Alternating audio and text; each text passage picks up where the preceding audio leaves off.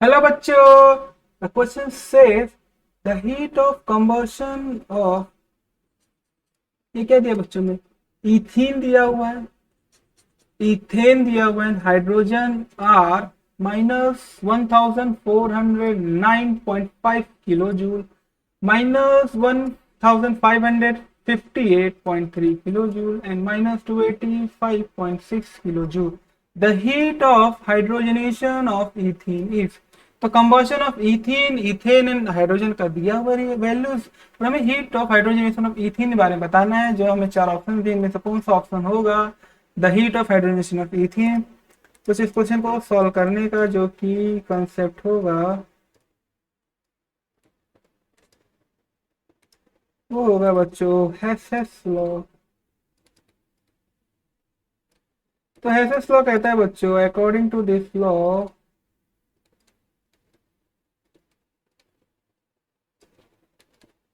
the enthalpy change, the enthalpy change is same whether a reaction is carried out in a single step or multiple step. अगर बच्चों कोई भी same reaction को single step में करो या multiple step में करो, दोनों केस में जो चेंज इन एंथैल्पी आएगा बच्चों क्या आएगा, सेम आएगा. एक कैसे समझे, जैसे मान लो कोई ए से बी रिएक्शन हुई, सिंगल स्टेप रिएक्शन, इस केस में डेल्टा एच क्या आएगा बच्चों को, एक वैल्यू आएगी. मान लीजिए सिंगल स्टेप ना करते बच्चों, मैं ए को पहले सी में कन्वर्ट करता हूँ, इस केस में बच्चों delta H enthalpy change delta H one मानता हूँ. सी से बच्चों में डी में जाता हूँ,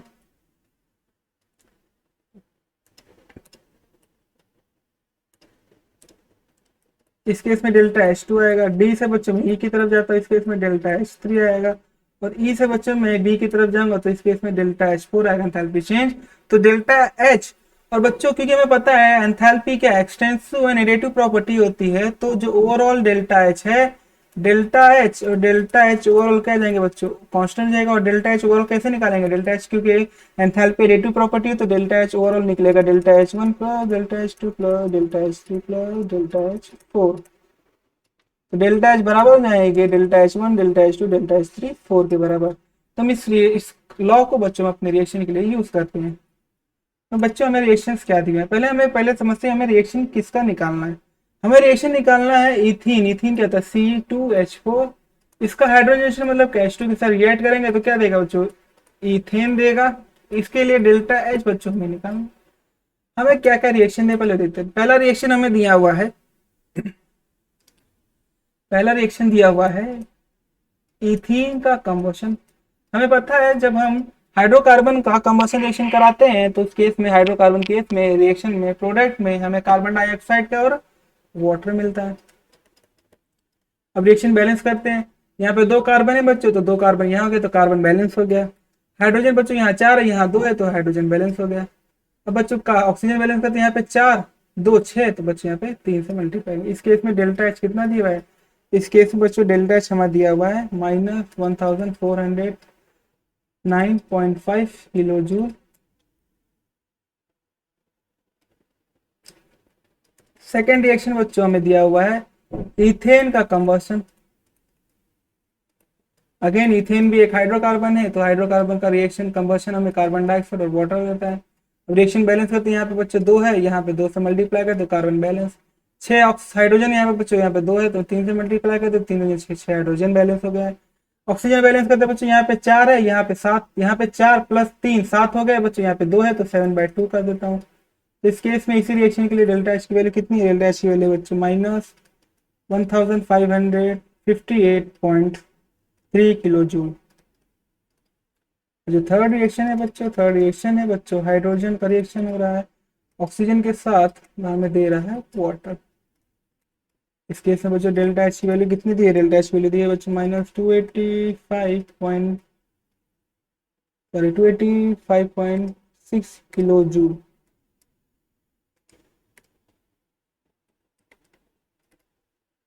यहाँ पे बच्चों ऑक्सीजन हाइड्रोजन बैलेंस है, ऑक्सीजन बैलेंस है तो बच्चों हाफ से मल्टीप्लाई करो.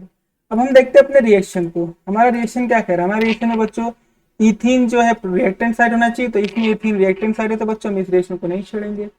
हमारा हाइड्रोजन बच्चों इस रिएक्टेंट साइड होना चाहिए, इस रिएक्शन में हमारा हाइड्रोजन रिएक्टेंट साइड है, इसको भी हम छेड़ेंगे नहीं बच्चों। हमारा प्रोडक्ट साइड क्या है बच्चों, इथेन है, हमारा यहाँ रिएक्टेंट साइड इथेन है, तो बच्चों हम रिएक्शन को क्या करते हैं, रिवर्स कर दे। तो करूंगा बच्चों, जब रिवर्स कर दूंगा तो हमारा इथीन रिएक्टेंट से प्रोडक्ट साइड चल जाएगा, तो reverse reverse this second reaction.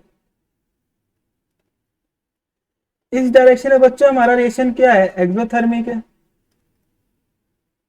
पता चला बच्चों डेल्टा एच की वैल्यू देख के, डेल्टा एच की वैल्यू नेगेटिव है तो रिएक्शन क्या हो जाती है, एक्सोथर्मिक हो जाएगी। तो हम रिएक्शन को रिवर्स कर रहे हैं, तो जब रिएक्शन को रिवर्स कर देंगे इस डायरेक्शन में, रिएक्शन रिवर्स करने पे तो क्या हो जाएगी बच्चों, एंडोथर्मिक की तरफ बिहेव करेगी। तो डेल्टा एच की वैल्यू क्या हो जाएगी बच्चों, पॉजिटिव हो जाएगी। डेल्टा एच की वैल्यू क्या हो जाएगी, पॉजिटिव हो जाएगी। तो 2CO2 प्लस 3 वाटर ये C6 sorry C2H6 plus 7/2 oxygen. इस केस में बच्चों डेल्टा जाएगा प्लस 55.583.3 किलो जूल। तो बच्चों मैं रिएक्शंस को पहले लिख लेता हूँ। रिएक्शंस हमें क्या कहती है, पहला रिएक्शन है जो हमारा वो है बच्चों इथीन का combustion reaction,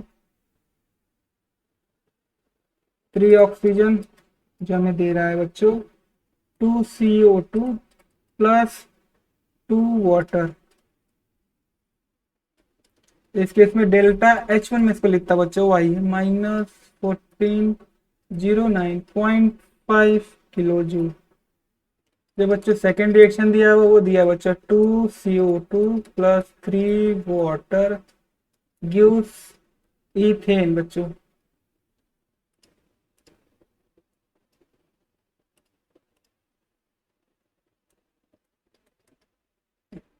seven by two oxygen. इस केस में डेल्टा बच्चों क्या गया प्लस, इसको 2 लिख देता हूँ, प्लस 1558.3 किलो जूल। जो तीसरा बच्चों में रिएक्शन दिया है H2 प्लस हाफ वो रिएक्ट करके दे बच्चों में वाटर दे रहा है। इस केस में डेल्टा H3 आ रहा है बच्चों -286.6 सॉरी 285.6।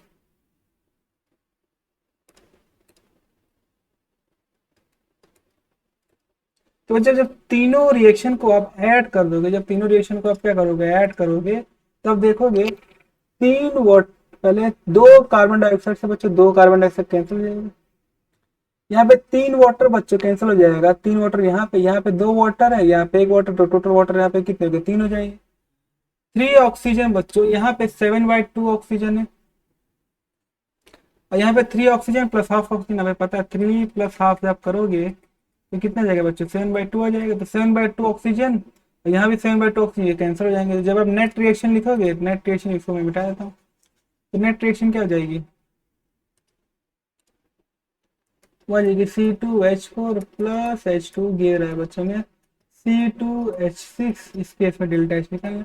अगर आप ध्यान दें तो ये बच्चों हाइड्रोजनेशन रिएक्शन निकालने का ये सिंगल स्टेप रिएक्शन है, ये क्या है बच्चों, ये रिएक्शन मल्टीपल स्टेप रिएक्शन है। तो हमें पता है डेल्टा H1 अकॉर्डिंग टू बच्चों, अकॉर्डिंग टू हेस लॉ लगाएंगे यहाँ पे, according to Hess law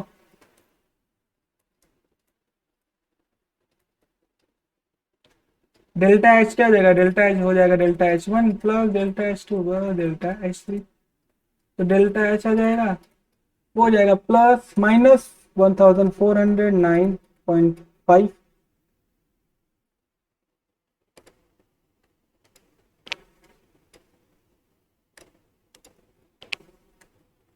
plus 1558.3 plus -285.6।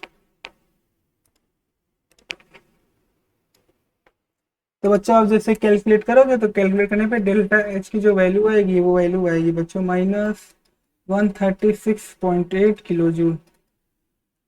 तो heat of hydrogenation of ethene